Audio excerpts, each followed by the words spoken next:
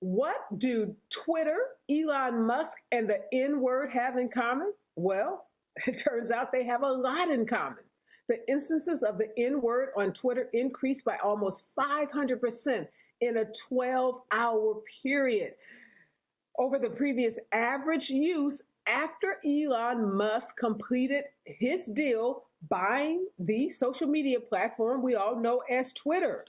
Folks like LeBron James and other high-profile athletes, entertainers, and even intellectuals have weighed in, some saying that they are leaving the social media site, others begging folks to stay and to fight. What does all of this mean? And are we in for the worst trolling by white supremacists that, more than we've ever seen in the history of the Twitter platform? My guests and experts weigh in, all coming up next. Live from Los Angeles, this is the Special Report with Areva Martin. My first guest this morning is Professor Andre Brock. He is a professor of media studies at Georgia Tech. He's the author of Distributed Blackness, African-American Cyber Cultures. He's been on the show lots of times, and I'm excited to have him back today, particularly given this topic of Elon Musk and the N-word. Good morning, Professor Brock. Good morning. How are you? I'm fantastic. Thank you for getting up this morning and joining us. I thought of you instantly when I saw the tweets. I saw some of those N-word tweets, and then I saw the article. I saw LeBron James's tweet and so many others weighing in on this 12-hour period where folks lost their minds and thought it was a free-for-all in the use of the N-word. What do you make of that? In many ways, Elon's arrival and purchase has emboldened a number of far-right and conservative and disruptive actors back to the platform. They feel like they can say anything they want without consequence. And with regard to that one spike of the N-word popping up, Twitter's head of safety, Yale Roth, conducted an analysis and found that it was about 1,500 accounts that basically were constructed in the 48 hours before that happened that did all those N-word tweets that ended up spiking that word across the platform. Yeah, I was looking at what Roth said. He responded in this thread on Saturday night saying that this was a trolling campaign. And he said basically it was a small number of accounts that posted tons of tweets that included slurs and other derogatory terms. Now, he said that, this was an organized kind of, cadre of folks who were purposely taking advantage of the social media platform. But I don't know, that feels a little dismissive to me of how pervasive this problem really is. I agree with you. As that news was percolating across the platform, I'd actually wrote a series of tweets that said that the N-word is something that is basically like weather on Twitter. It happens all the time. It's not necessarily something that happens at a particular moment. And so for them to say, oh, all of a sudden people are using the N-word, I'm like, no, women of color, queer folk are always seeing the N-word in their mentions in quote tweets and everything else on an everyday basis. Yeah, and another thing Roth said is that the Twitter policies haven't changed, that hateful conduct has no place. And he says we're taking steps to put a stop to this organized effort. And I guess what concerns me is, again, this focus on what they're calling the organized effort, but not looking at the totality of how white supremacists, white nationalists, and other racists use the site to disseminate, such hateful language and oftentimes even threatening language. So are you hopeful that this is going to go beyond just kind of weeding out this little cadre of trolls that they've identified? No. And this is not to diminish the efforts of Yale Roth and Ramon Choudhury, both of whom work for Twitter safety, but reports that I'm hearing coming out of Twitter where the people who do content moderation are getting locked out of the tools that they need to do so is really kind of worrying. But I'm with you. I think that for example, if the federal government says nobody should use the N-word, that doesn't stop individual cities or states from putting in policies or allowing their people to use those words. And that's exactly what we're seeing on Twitter. There's only so much the tools will catch because they're not necessarily designed to catch the ambient racism that we deal with on a regular basis. So we know that, Twitter pays attention to its celebrities. It cares a lot about them. And so when LeBron James jumped into the fray, basically saying, I don't know Elon Musk, and to be honest, I could care less who owns Twitter. But he went on to say that he hopes that the people are taking it very seriously because this is scary as AF. He got a reply from Roth saying that, we don't have a list of words that we ban. For example, he said our policies are written to protect reclaimed speech. So he says Twitter rules prohibit hateful conduct, but they don't target certain words. So what do you make of that? As weird as it sounds, I actually agree with that. And I say that in part because of the way the Black community uses the N-word in both the hard ER and the A version. If they put on a keyword monitor, then a lot of Black people would suddenly use one of the most expressive words in our vocabulary, right? I'm very much guilty of having said N-word please to people like Clarence Thomas, right? And I wouldn't want to lose that capacity simply because a algorithmic or a tool, a keyword search would take that away from me. And so it's almost like they're trying to use the broadest possible net to stop behavior. But in the process, a lot of bad actors take advantage of it. A lot of folks, Professor Brock, African-American folks, Toni Braxton, we were talking about her in our production meeting, but others, intellectuals like Lawrence Tribe, former constitutional law professor at Harvard, others talking about leaving the platform. What's your take on that? There's two schools of thought. One is that people should leave as a show of protest because Elon Musk himself has engaged in such what some would call despicable conduct on the site. And others say, no, don't leave. Stay. We've got to stay here and fight the good fight. Where do you come down on the stay versus go argument? I'm kind of torn. Obviously, a large part of my career is due to writing about Twitter and being on Twitter. And so I'm not easily evicted or, sent out to the suburbs to do that type of work. But I understand that people are anticipating that the weather going to get bad, right? And that it's not going to be a hospitable environment for people of a certain mindset, people who are more liberal or progressive. And so I can understand why people are anticipating leaving. But in a series of tweets, I talked about the American tendency towards white flight, right? Specifically talking about white Americans who, when they suddenly see more than, say, 3 Black people in a neighborhood, they're like, oh, this neighborhood is terrible. And they move out to the suburbs. And the neighborhood they leave behind becomes worse because they don't sit down and work with the neighborhood, the authorities, the school boards and stuff to make that neighborhood a good place. They don't learn how to live in equity, right? And so I understand why people saying, I'm not ready for this drama. I'm out of here. And I wish them farewell. I wish they wouldn't tweet that they're leaving because that means they just really want attention. Like, just go.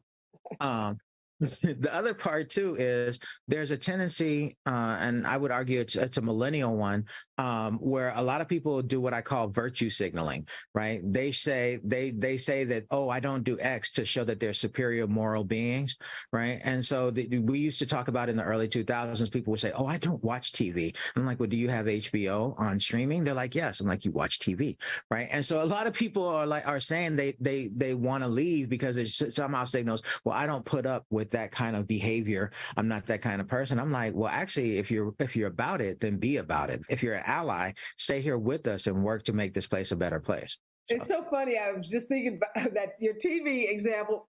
My middle daughter, we used to praise her for not watching TV because we never saw her in front of a television. And then we later learned that her laptop, she was streaming every show possible. She had seen like every episode of Orange is the New Black. And I was like, okay, girl, you got us around here. Said, oh, our daughter, she doesn't watch TV. She just reads books. Exactly. And she probably consumed more TV than anyone in the whole family. So you're right. Just because people don't do it in the way that you do it doesn't mean they don't do it. But let's take a step back, Professor Brock. Let's talk about why is Twitter so important to begin with? Twitter, relative to Facebook, is tiny. I think I read it has like 235 million users versus Facebook that has multiple billions of users. So in the world of social media, it's pretty small. So, but why is it so important? So we have a tendency to believe that scale equates to importance, right? And so the bigger something is, obviously, the more important it should be. But I find that Twitter, in some ways, has concentrated a public square, right, into the small number of people that use it, because the people that use it are either A, the best at talking and cracking jokes, Black Twitter, right? Or they're the people who are most interested in talking with one another to break news, to find out about world events. And then you have celebrities on top of that. So Twitter literally is a public square, right? And although Twitter may not necessarily have the same number of people, in many ways it doesn't, because it's so much a part of our discourse outside of Twitter. So every newspaper, half the government agencies have a Twitter link where you can reach them, right? They may not talk to you on their Twitter link, on their Twitter account, but they have a Twitter account because they know it's important for people to have a conversation with them. And that's the second part. In addition to a public square, it's a space where you can have a conversation with anyone. So I may have tweeted at Rihanna when she said she was releasing a new album, in hopes that Rihanna would tweet back to me, because that is something that Twitter makes possible, that Facebook does not, that Instagram doesn't really work for, right? And so it's a leveler, right? It's something that fits into our conceptions of what a democratic society is, where everybody's an equal and has an equal amount of space to say what they want to say. So, okay, great. So it's this public square. You have all of these experts, the pundits, the celebrities, they're talking to each other. And there's now this fear that this goes away, or that it becomes populated by these white nationalists and it becomes yet another version of Fox Cable News. Is that the biggest fear that people have? I think it's the biggest fear. And I would argue again that it's kind of overblown, right? And so it's so, one of the things that interests me about the digital is how quickly we forget. So it was literally just 3 years ago where Jack was running the platform. And, Jack is all bohemian with his extra long biker beard and everything. But under his stewardship of Twitter, they were prioritizing Trump's tweets. They didn't take them down till the day before January 6th, right? They were prioritizing Trump's tweets. They barely took Alex Jones off and other commentators, right? And so it was wild moments then, and it was problematic for many reasons, but it was also great for many reasons, because the presence of a visible antagonist, a visible enemy, brought us together in ways that I argue in my upcoming work that gave us the energy to do the George Floyd and Breonna Taylor protests, right? Because we commiserated together, we danced to verses together, right? We did all these particular things, and that gave us the energy when it was time for protest to say, hey, these are people I care about.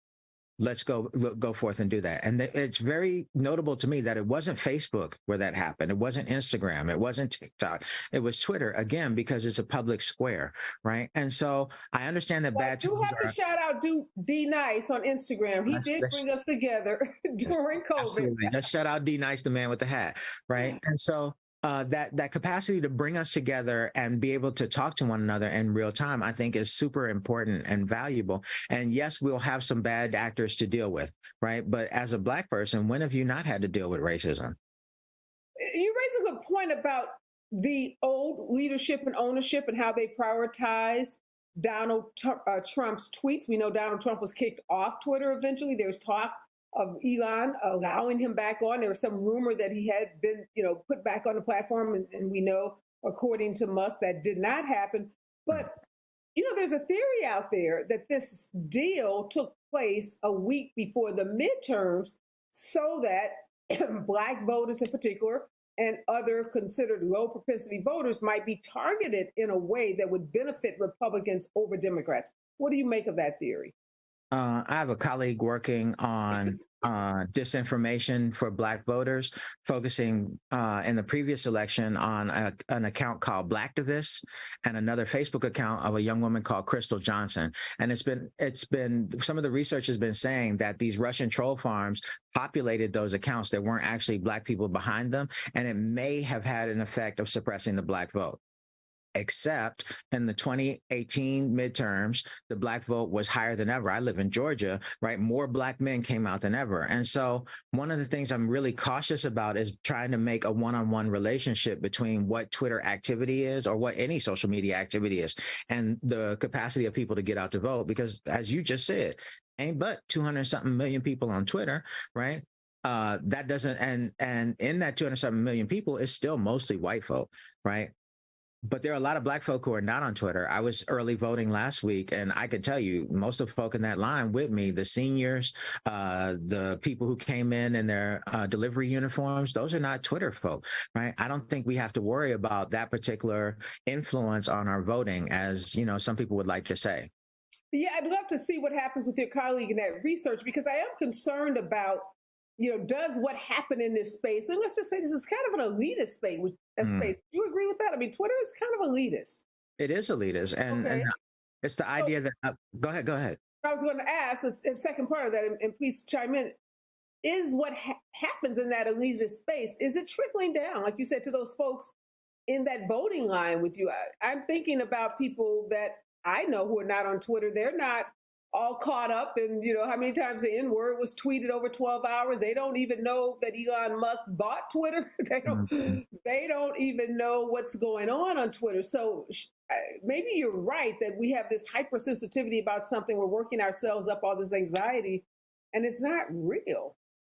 I mean, it's real to a certain extent, right? So one of the things I talk about in the book is that elites want black folk to be modern, right? Because if we're modern, and that means using the latest technology, driving the latest cars, voting in elections and stuff like that, getting higher degrees, that makes us seem like we're capable of participating in American society. So I want you to think back to when Popeyes introduced a chicken sandwich, right? And prominent celebrities got on Twitter and said, I wish black folk lined up to vote like they lining up for this chicken sandwich, right? And then a number of smart black people immediately jumped up and said, let me show you these lines in Ohio in 2004, and in Pennsylvania in 2008, in Wisconsin in 2016, and 2020 with COVID. Like, black folk are serious about the vote, just like we're serious about our chicken. I'm sorry, I know I shouldn't joke about that, right? But we're serious about the vote. And elites concerns about whether black people are smart enough are overblown because of their anxieties of whether they'll be included, right? Everyday black folk, the ones who are paying enough attention to what's going on, are very much aware that we're in crisis times. They've had their child tax benefits taken away from them. They've had their unemployment benefits stripped from them. That's not something they learned on Twitter. That's something they hit them in the pocket. They're at the polls. Especially these young women nowadays with Dobbs, right? That wasn't something that happened on Twitter. They're very much aware and organizing around that. So I would say to elites, have a little bit more faith in people, but also get up off your couch in your mega mansion and come out to these places and be poll workers. Stop letting these old ladies do all the work. Yeah, shout out to those mature ladies, Dr. Brock. Okay, no pejorative terms here to those hardworking poll workers who are, sometimes not making any money. Sometimes they, make a small stipend, but thank God for those aunties and grandmas who are doing the work of the country. Okay, so content moderation. Counsel, that's what Elon says we should expect. There's going to be some appointed process that happens, and some people are going to make up this, content moderation council. Is that a good idea or not? He's already violated it. And so at some point, I would love for you to get people to talk on about Elon being a chaos agent, right? All of his worst tendencies are coming to the fore as he's running Twitter. So he's told people he's going to charge $20 for verification, then it's $8 for verification. This content moderation council that he said he was going to do, and then less than 4 hours later, somebody was like, well, what about this? And he's like, well, I'll take a look at it personally. No, you got a content moderation council, right? And so at this point, I'm kind of waiting to sit back to see if the United States is going to pursue this case that has been mentioned, that Elon owning Twitter is a national security problem. Right? Because if they're serious about Twitter being a public square, and his friendships with Putin and other folk, and the Saudis owning part of Twitter because they financed this takeover, right? Then they're going to have to step in and say something and get him to calm down about what he's doing with this particular media property, this utility that we use for communication. how do we make sure that becomes a bigger thing? Because I don't even think people are thinking about that. I mean, I've read about it. You just talked about it. But, the fact that there are these foreign adversaries involved in the financing of this public square, how do we elevate that so that, our Congress people, our senators, assuming the right ones are in office come November 9th, really take this seriously? I don't have an answer to, because I see that government control and legislation over internet service providers and telecom companies is about 50 years behind the times. They refuse to pay people who can actually tell them what to do. And so as a result, we get a number of terrible things like FOSTA and SESTA and other acts that don't understand what the internet is and does. And so I don't hold out a lot of hope. What I can say is that hopefully there will be solutions rising up from the bottom that will help to manage Elon's worst impulses. And if not, I guess we're looking for another place to live. We're going to be like the Jeffersons. Okay. Last question I got to ask you about our brother Kanye West.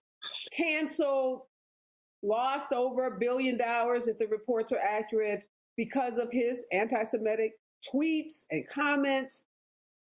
And Black folks saying, well, we don't condone what he said. We don't condone the anti-Blackness, conduct that he's engaged in. But he didn't get canceled until he came after Jewish people. Tucker Carlson, Elon Musk, and lots of other folks are out there spewing hateful, thoughts, comments, words, and they get richer. They don't get poor as a result. What are we to make of that?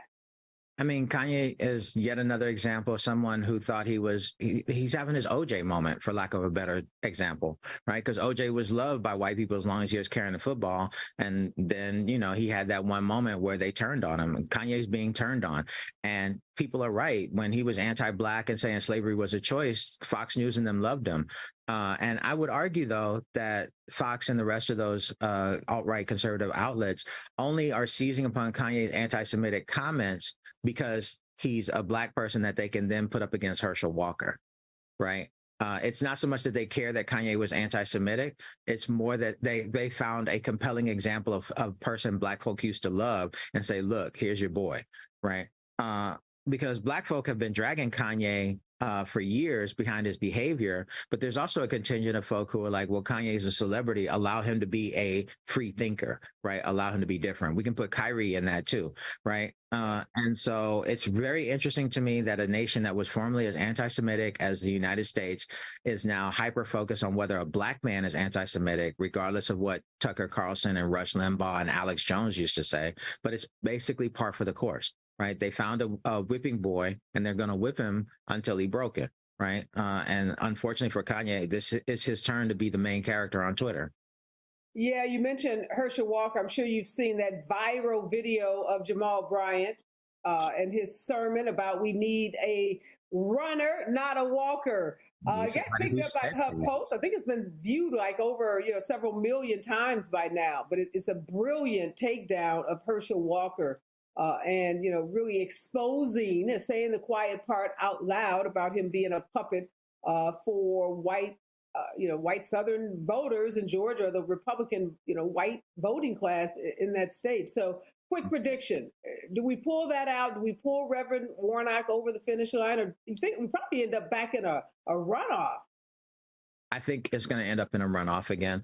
Brad Raffensperger, who's the Secretary of State here, and Brian Kemp have done the most they could do to keep Black people from voting in ways that are helpful. They reduced the number of early voting locations here in Fulton County down to 2. And so even though we have a long early voting period, the lines are getting long. And they got poll watchers out. A man who identified himself as a Republican asked me, aren't you concerned about how long it took you to vote today? And I was like, it only took 30 minutes. It's like, well, isn't that a long time? I'm like, well, during the pandemic, it was an hour and a half. So no, I'm not as worried about it as it was, but they have folks in the line for that chicken sandwich for 30 minutes, so no. So the polling is problematic, particularly the way media, not you, focus on polls and they don't talk about who commissioned them, right? So they're Republican pollsters, but it's going to be tight regardless because of the history of voter suppression in this state and across the South. Yeah. Well, unfortunately, they can't even give you water or food as you stand in that line. But thank you for putting in perspective. 30 minutes is not a long time to wait to exercise your right to vote. No, that's not. We wait longer to do all kinds of things that we all would consider frivolous. Stand in a line to get into a movie, to buy a book. I've stood in line for hours to buy a Harry Potter book. And that didn't change anything about my life. Exactly. But voting will change everything about our lives. Thank you, Professor Brock. Always such a pleasure to see you, spend some time with you, and we will be watching. I think your messages don't leave. I think you said you're a little torn, but I think at the end of the day, you said don't leave the platform. Stay on Twitter and stay in the fight. Mm-hmm. Thank you very much for having me on. All right, my pleasure. Take care. Bye-bye. Bye-bye. My next guest is Malia Cohen. She's the chair of the California State Board of Equalization. She's the first Black woman elected to the California State Board, and now she's running for state controller. She's on the ballot next week on November 8th. Also joining me is Professor Jody Armar. He's a professor of law at the USC Law School, and he's the author of the In Theory book. And I'm just delighted to have both of you on. Welcome back, Malia, and welcome back, Professor Armar. First of all, Malia, how are you doing? You are less than, 6 days away from a big election. How are you feeling? Well, we're less than five. We're 5 days away. Please don't give me any more days than necessary. We're doing well. 5 days. Okay. Doing very well, crisscrossing the state of California, talking to voters, using social media. I love the conversation about Twitter because that is definitely a vehicle that we use to communicate with people, but also we have received a lot of hate and negativity and undocumented criticism, I'd say. Yeah, and we talked about that with Professor Brock. He says that, one, it's been uncovered that some of those tweets that are targeting Black voters is from these Russian bot farms. Is that your experience? I mean, has your team been able to uncover if some of the negativity directed at you is really from real accounts, or are they, part of this kind of bot operation? Yeah, we do believe that a lot of it is bot operated. Now, I can't point my finger to say that it is the Russians, but what we're seeing is that the negative, hateful messages are being spewed by profiles that have 4 followers or just organized and created themselves 4 or 5 months ago. Yeah, that's pretty prevalent. And Professor Armar, let me get you in this conversation. What do you think about what Professor Brock said in terms of Twitter being this elite platform? And he doesn't think that what happens on Twitter is trickling down to everyday Black voters. Do you agree with that? I think you're on mute, Professor. Yes, whether it's trickling down to everyday Black voters, we can argue and speculate about. Whether it's been an important instrument of social change, there's no question about. I remember, when the Black Lives Matter hashtag on Twitter kicked off in 2013, July 13th, and that helped galvanize a movement.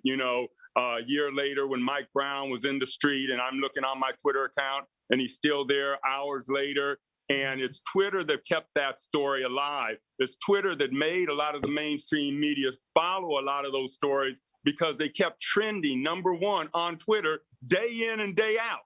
And to such an extent that the mainstream media started taking its cues from Twitter, right? And Black Twitter really does punch above its weight on Twitter, right? It has outsized influence. And so it's been an important vehicle of change for the Black community. And I think it would be a real shame if it went under because of this latest transition in ownership. What are your concerns, Malia, about Elon Musk? I mean, there's been this wild speculation that he bought the platform in order to embolden and enable white nationalists leading up to the midterm elections as a way to suppress Democratic votes, not just Black votes, but Democratic votes all around. Do you have any concern about the kind of vitriol that we're witnessing on Twitter these last couple of days since he took over? Yes, actually there are concerns for the vitriol that seems to move very freely. And so that is concerned. Do I think that he is, Elon Musk is taking over Twitter to take down modern society? I think that might be going a little too far and giving him too much credit. I don't necessarily know if he's done that much thinking. I think this is very much a business transaction. But, much like your speaker said before, maybe he is a provocateur and just looking to create and inject, get people talking about things. I agree with Professor Amor when he talks about the power that Twitter, this platform, does have and does give voice when used correctly and appropriately. It has been able to unite. The example that he gave was Black Twitter and being able to connect with people all around the world that identify with either the African or the African American experience. And so unifying the diaspora, it's been pretty profound. We've been able to promote ideals that are relevant to us, businesses, podcasts. I mean, so there is I think an added benefit to the platform. And I agree. I'm not ready to step away. Although I did give pause. I have a blue check mark on my name, and I'm wondering if it's worth $20 now. Now he's identifying as $8. I'm not quite sure. We'll make a business decision on that one. But it's definitely got us talking and paying attention to Twitter more so than we ever did, even just last week. Malia, what about voters? So again, I'll ask you the same question I've asked the other two guests. Do you think what happens on Twitter, all the pundits, all the experts who are weighing in about the election and making predictions about who's going to win, Democrats or Republicans, or even weighing in on individual races, do you think that trickles down to everyday voters? I hope not. Let me answer that. I think that the science and the data, it's yet to be determined. I don't know of any academic study that says that there's a direct linkage between voter turnout and social media, i.e. Twitter specifically. So I don't know. What I can say anecdotally is that it's always a race. I mean, you have a battle, an ideological battle. It's where ideas go to do battle, and some outperform and some go to die. And so I know my support, they're out there, they're sharing their information, they're sharing the reasons why, they're tagging their friends. And then I know my opponent's support is out there doing the same thing. I honestly don't think that it actually moves votes. People who are espousing their ideas and their values on Twitter, they're already ossified. They're formed. And so they're just sharing and then defending their ideology. I don't think we're influencing voters at this point, 5 days out in the election. What do you make, Professor, of the N-word? We've seen this stat that it was a 500% increase in the use of the N-word in 12 hours after the platform was taken over by Elon Musk. And then we heard his content moderator come out and say, wait a minute, that was a organized group of trolls who purposely flooded the platform. I've heard anywhere from 300 to 1,200 or 1,500 or so accounts. Do you think that is the way we should be thinking about that? Or we should be really more concerned that those folks are not just, organized for that day, but they're going to be on this platform for the duration? Yeah, lo, the rock is lifted. And does it surprise us that out crawl all these many-legged bigots? Once that rock is lifted, once Elon Musk says, I'm going to lift restrictions, and things that you haven't been able to express, you're going to be able to express a lot more freely. That shouldn't necessarily surprise us, but I'm wary about us getting in and saying, for example, and this is what the professor said before me, that, a lot of people in the Black community can use the N-word, not only socially, but as part of their political commentary.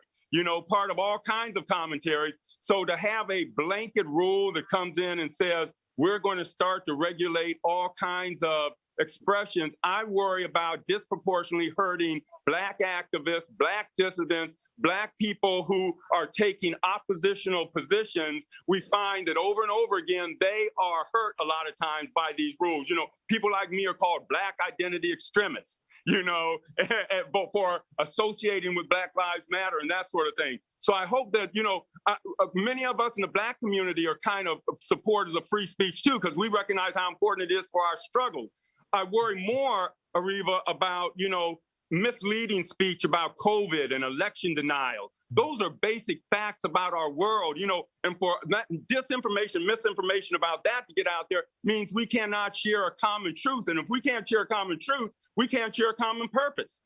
No. So, which is such a great point, Malia. What do you think about this disinformation? And we know from research that's been done that in prior elections, a lot of that disinformation is targeted to Black voters on all social media platforms, not just Twitter. But what concerns do you have about that? Oh, I have real concerns about the disinformation, because I think that disinformation is actually what is most harmful, and that there should be some mechanism in place on most popular social media platforms to flag disinformation. Lies kill, and lies hurt. And I think also the previous practice of flagging misinformation, I enjoyed also when they said this is verified information, attaching an article. I think it was Twitter that did that as a service. So I almost feel like in that respect, we have taken a step back. And we do know what happens with poor information, bad information, misinformation, all gets out there. You think about Paul Pelosi, you think about how his assailant had been radicalized on his social media. And not everybody is of a strong, sound mind and a good moral character. There are people that are mentally ill that are also consuming this information, and we need to keep that in mind. And I certainly take that in mind when I'm reading things that I see on social media. What are some of the lies that have been told or the disinformation about you, Malia? Oh, you want me to go down the list that I didn't this is your walk?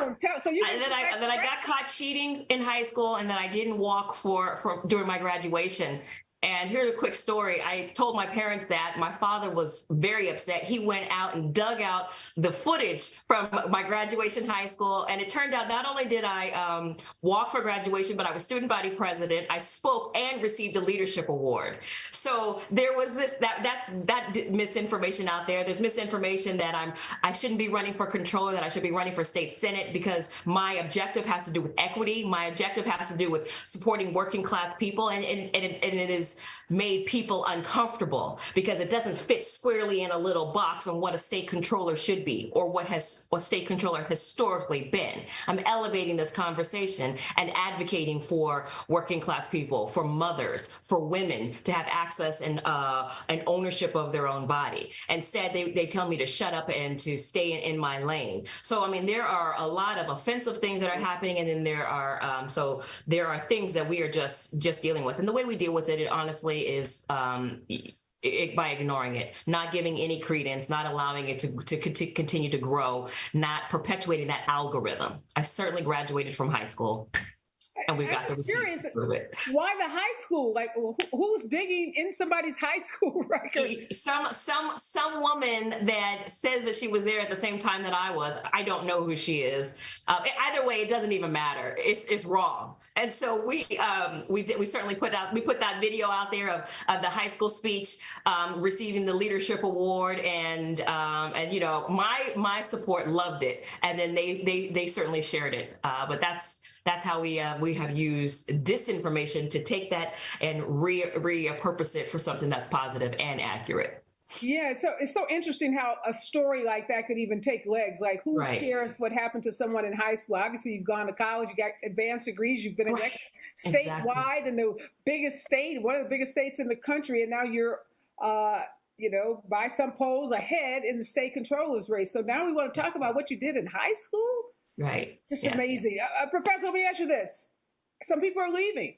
Lawrence Tribe, someone I'm sure you know, respect, I would think, it said he's leaving the platform, and other academics, other experts that, prominent Democratic folk. Do you think that's the right idea? Does that promote free speech for people to leave the platform?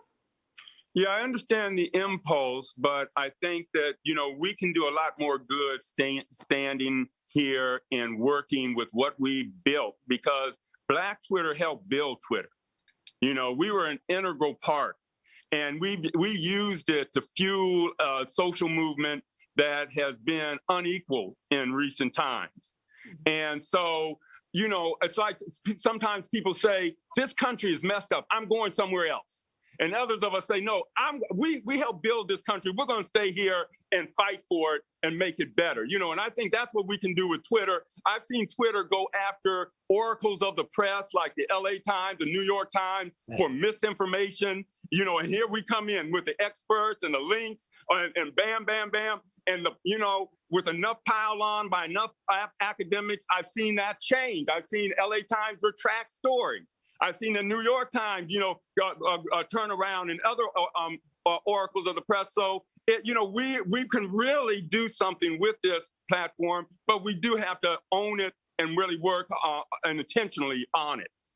Hey, Malia, last question for you. You're an African-American woman running for office. We know a lot of vitriol on Twitter is directed towards women, particularly women of color. We know high-profile women of color have gone off Twitter, closed their accounts because they've been, so viciously harassed. What advice do you have for a Black woman, a woman of color who's thinking of running for office, but is fearful, like, oh my God, I don't want to be, that person that gets taken down by all these trolls or this kind of negativity that does happen online? You know what I would say? I say, don't read the comments. Post your information out there. Don't read the comments.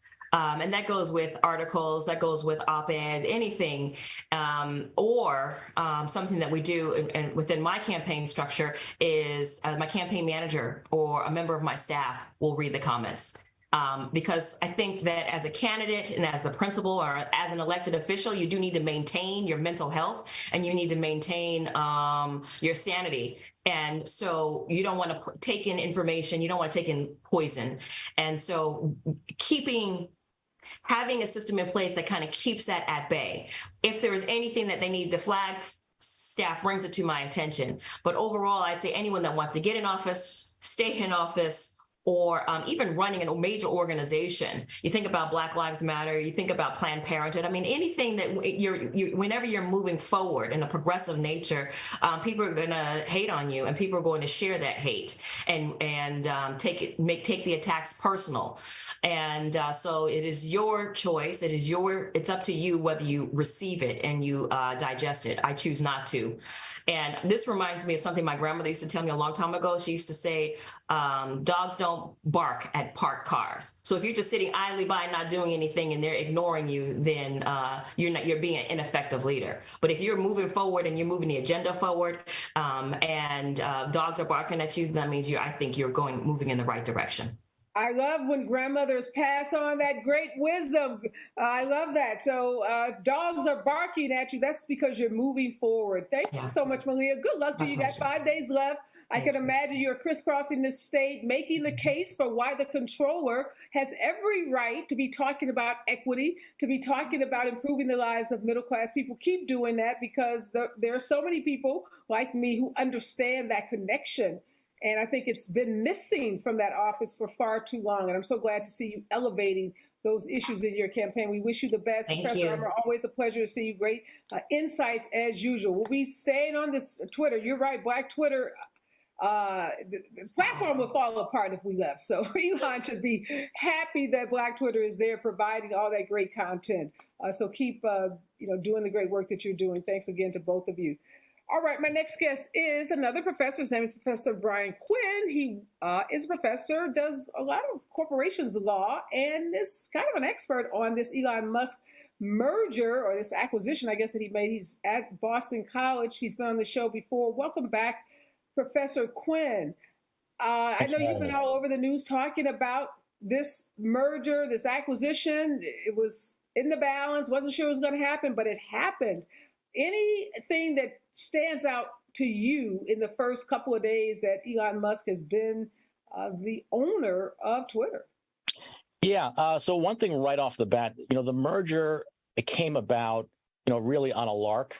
If he really didn't have a long-term plan to buy this company, but basically fell into it in a fit of pique. And, you really see that in the first few days where you see nothing but chaos and ad hoc planning, thinking as he tries to make it work. And I think what's really clear right now is that there is no plan in place, and he's just trying to make it all fit together. Kind of like fixing an airplane while you're at 30,000 feet. What do you make of the terminations? Now, it's not uncommon for the top executives to be fired when someone new takes over a company. That's not unusual. But given, like you said, that he doesn't seem to have a plan, doesn't seem to have a staffing plan in particular, do you think that is going to destabilize the company, that he let go of the folks who had been running it? Yeah, it's going to be a bit of a problem. So typically in a transaction like this, you hang on to the CEO and the CFO for a little while as you do a transition. No surprise here that he's fired them immediately. But then he also fired the next level down, chief marketing officer, chief of HR, whole series of managers that you really need in place to get your hands on this organization have either been fired or walked away. And that, I think, just instills more chaos to what we're going to see over the next couple of days. So it's not going very well to start with. And he's talking about firing. I read some article said maybe 75% of the staff. How does he operate if he does that? Yeah, so again, like, reality is going to hit him very hard. And the reality is this, that he paid $44 billion for this company, but it wasn't all equity. It wasn't all out of his pocket. $13 billion came from the banks. And banks want one thing. Banks want to get paid back. And that means they're going to get paid back $1 billion a year in interest. Last year, Twitter made about $650 million. That means before anything starts, he's already in a hole. Now, over the last year, competitors to Twitter like Snapchat, Facebook have seen their advertising revenues collapse. Advertising revenue is 89% of all of Twitter's revenue, which means that not only is he in a hole, but the amount of revenue he can expect coming in this year is even lower. So he has got to fill that hole, and the best, easiest way to do it, he thinks, is by letting a lot of staff go, and that's what he's trying to do right now. Okay, so this is like getting lean and mean because he knows that the revenue is going to be thin, so let me try to reduce expenses.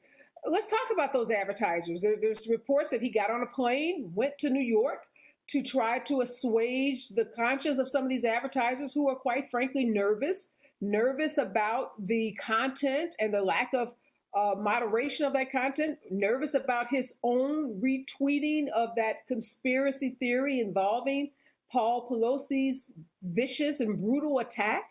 Do you think advertisers are looking at what he does, i.e. tweeting that kind of conspiracy, non-meritorious, non-factual gossip, or are they listening to what he's saying he's going to do? Oh, they're clearly looking at what he does. I mean, advertisers have zero interest in being associated with white supremacists, Nazis, anti-Semites, and all the rest that's going on. And they will walk if they think that's the case. I mean, take a look at the competitors in that space, Parler and Gab. They don't have advertisers. If you want advertisers, there has to be a space that's going to reasonably family friendly. And again, Twitter has never been family friendly in all that regard, but it has to be reasonably acceptable. And it's clear that they're going to look and they're going to watch and they're going to move if they don't think that they're getting what they want. Why that tweet about Paul Pelosi, Professor Quinn? I mean, it just seemed, was it like a petulant child? He is who he is. This is who bought Twitter. I mean, he bought Twitter by tweet. If you go back through the litigation, you see what happened.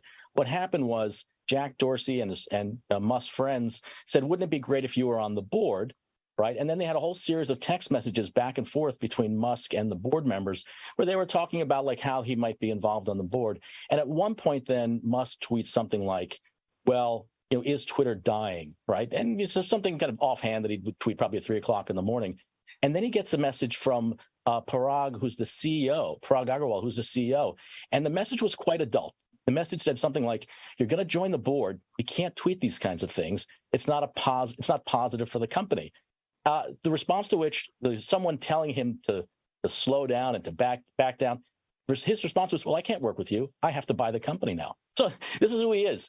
So he acts by, it's all reaction. And, does he retweet these things to get on people's? Sure. But now he's in charge. And this is his toy that he's going to break. He's breaking. Oh, what are you going to say?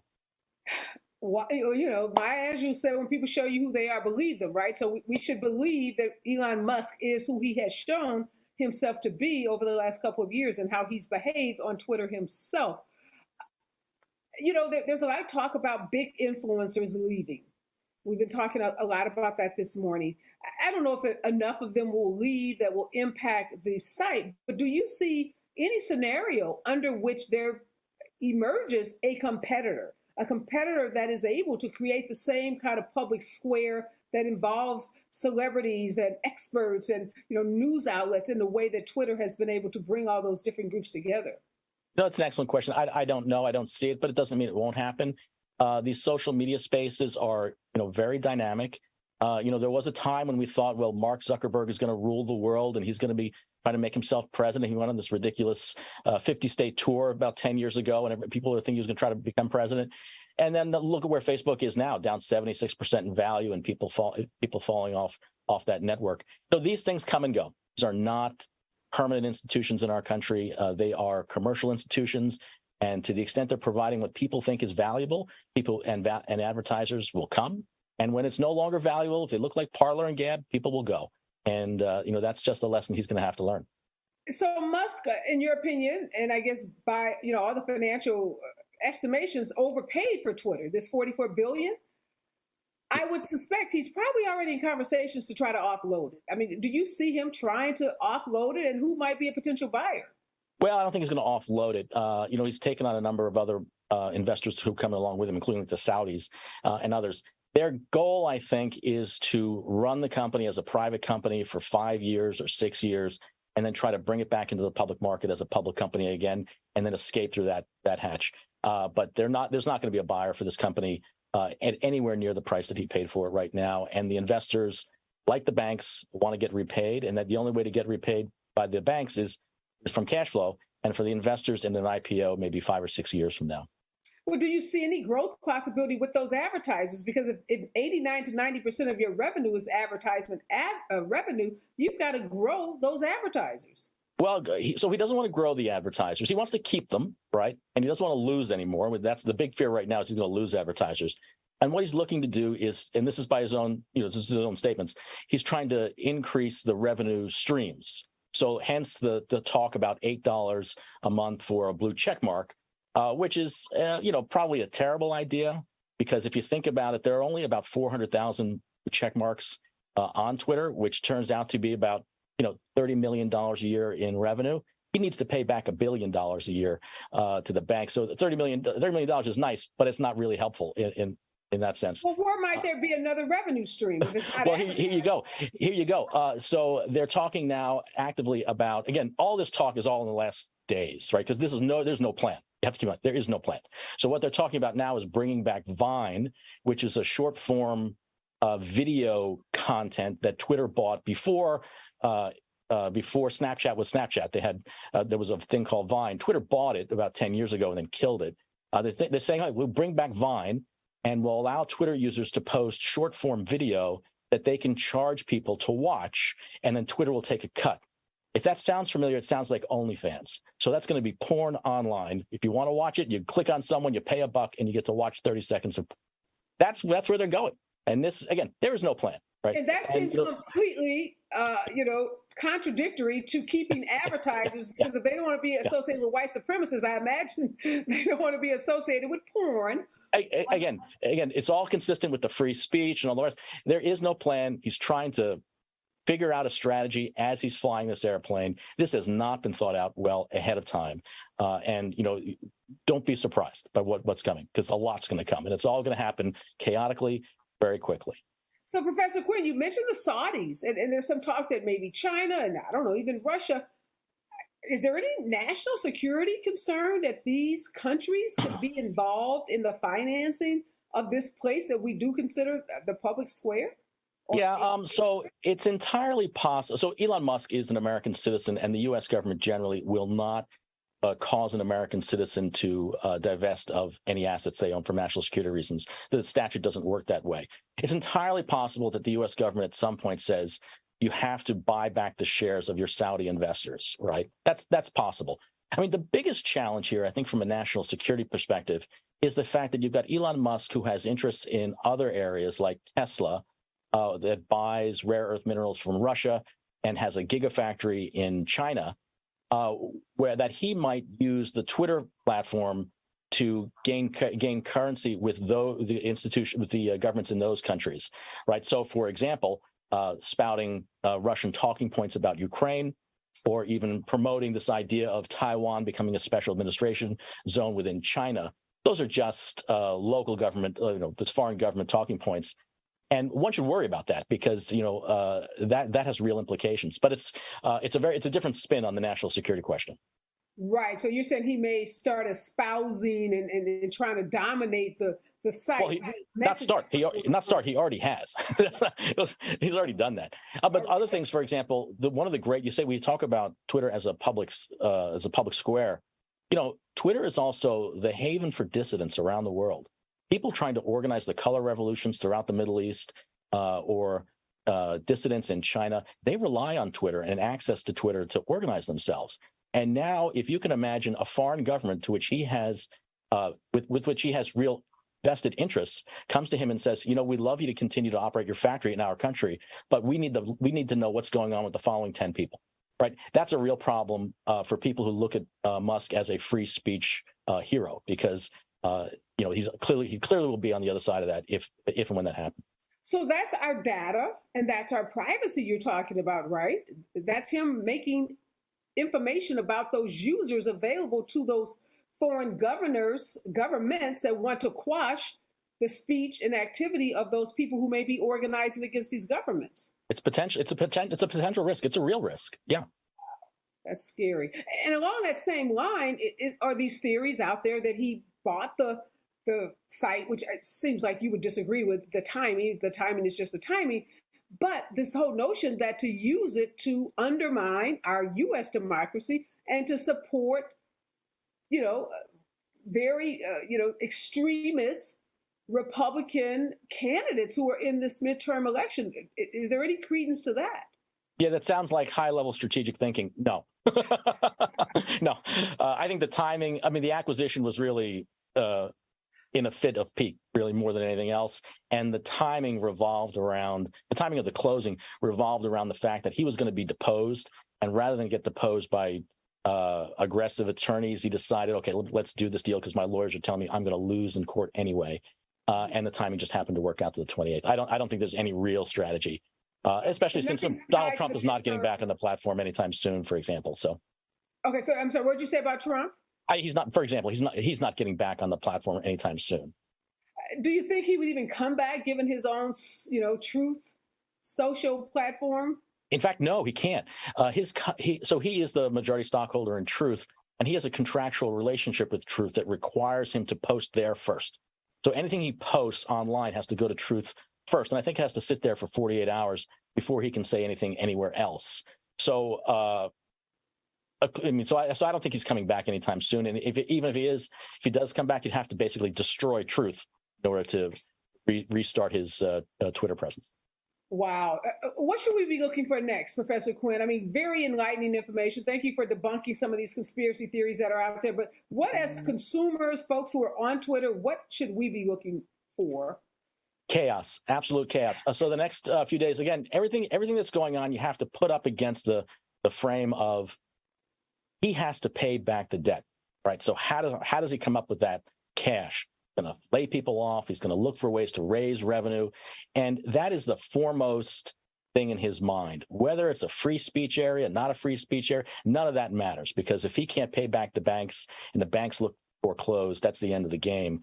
So everything is going to be focused on that. And so you'll see a lot of chaos as they try to make this airplane fly while they're changing out the engines. And I think it's going to be extremely difficult to do. Not impossible, but extremely difficult. And I wouldn't look for any sort of principles to be guiding this thing. What happens if he can't make good on this, $1 billion interest that he owes these financial institutions? Yeah, so clearly, I don't imagine that they're going to want to foreclose, though he might be happy to let them foreclose and take it away. I don't imagine they're going to want to foreclose, but they can impose additional restrictions on the management. They could send in a receiver to take over the operation of the business. I suspect he's got so much going on with SpaceX and with Tesla that this is going to be such a pain in the neck for him just to get this whole thing righted and moving in a direction that he thinks is acceptable and can pay back the banks, that he's going to lose interest at some point very, very soon. It might be hard for him because he's a constant tweeter, right? But it's a big thing to do when you've got 4 other full-time jobs. Yeah. Any names surfacing as potential CEOs, like people who will come in and be able to really run a company and take over the management? Because he's too busy with so many other things to really be again, day-to-day management. If he were serious, he would have spent the last 3 months looking for someone. He's not serious. He didn't he didn't look for anybody. He named himself CEO right away. And so, yeah, no names. Well, no names. He has a money problem too. So any kind of real serious CEO that can take over a company like this is going to want major bucks. So that's going to be a problem too. Last question for you. What should we do? Anything we should do in terms of our own data? Should we stay on the site? And if we stay on the site, what should we be concerned about, if anything, in terms of our own, privacy rights? Oh, geez, I don't know. I mean, because all your previous guests have made compelling arguments to stay or to stay, and all that makes sense to me, and I get that. But life is short, sky is blue, and you've got kids. There's lots of things to do with your life. You don't have to spend it online if you don't want to. Okay, so you're not a big fan for chaos and craziness, and that's what we're in store for, a lot of chaos and a lot of craziness. Thank you, Professor Quinn, for your enlightening comments. Always good to see you, and we are going to continue to watch. I'm one of those, blue check people, and I guess I'll get a notice if I've got to pay $20 or $8 a month, I guess it is, to keep my little check mark. We'll see what happens with that. Good luck. Lots going on here, for sure. Thanks again for joining me. Well, I want to thank all of my guests. What an enlightening conversation. I mean, it's so important to talk to smart people, and just particularly smart people on a topic this complex and on a topic where there's so many conspiracy theories that are just kind of swirling around, from he bought the platform to influence the midterm elections to he bought the platform to let Donald Trump back on the platform. So I think the one big takeaway from this conversation this morning, and my words to live by, is check the facts. Facts really do matter. They have always mattered. And in this chaos, climate that we live in, they matter even more. So I hope Twitter goes back to verifying information. I hope they do get that content counsel or some content staff, moderation staff, so that they can moderate some of that disinformation. And if you are on Twitter and you think you're being targeted, I love what Malia Cohen said. Don't read the comments. Those people don't know you. They're hiding behind, their photos. Some don't even have photos. Some are fake accounts. Some come from these bot farms in Russia. Don't let it get you down. Stay up. Keep your head up. And if you like it, keep tweeting. Be safe out there. Remember, we're all in this together.